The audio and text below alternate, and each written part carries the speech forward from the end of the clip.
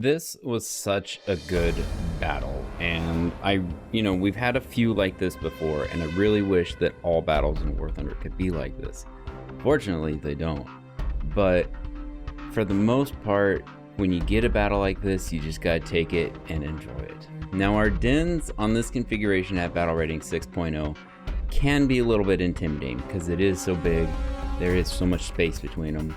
Sometimes it can be hard to hit those long range shots, so if you need to get in close range, it can also be difficult because you look at the A-B area, there's a lot of spots where both teams can see you, especially right at the C4 D4 block area somewhere right there. There's a small hill with some trees, and it makes it hard to see people in there. Now the teams, team 1, they do a great job spreading out, taking the A point, moving over to the B point, and it's absolutely phenomenal what they're doing right here. But team 2, they've got this stream, this constant flow of heavy tanks, medium tanks that just keep pushing in and pushing in, and they are almost relentless with this.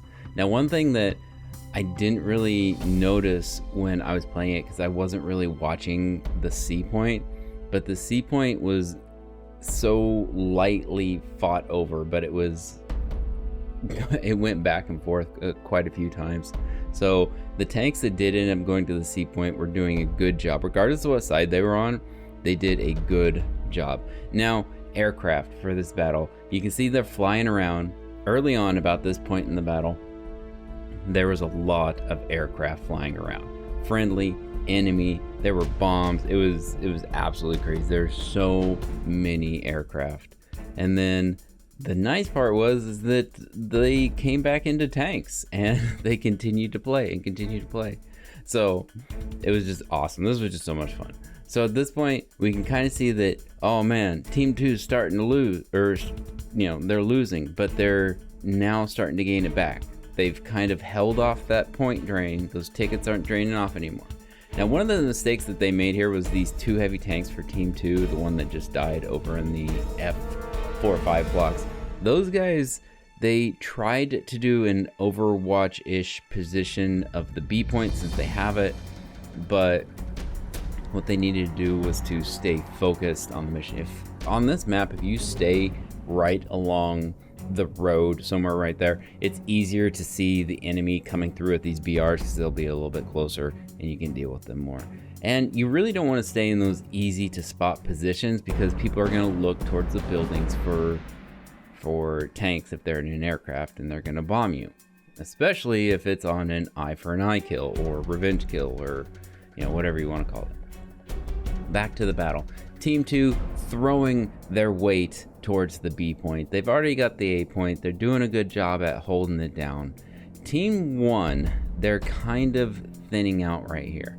And what happens for Team 1 is that they have a couple aircraft come in and start just decimating Team 2 with some bombs. Right here, you're probably going to see a double kill on the B point from, right there.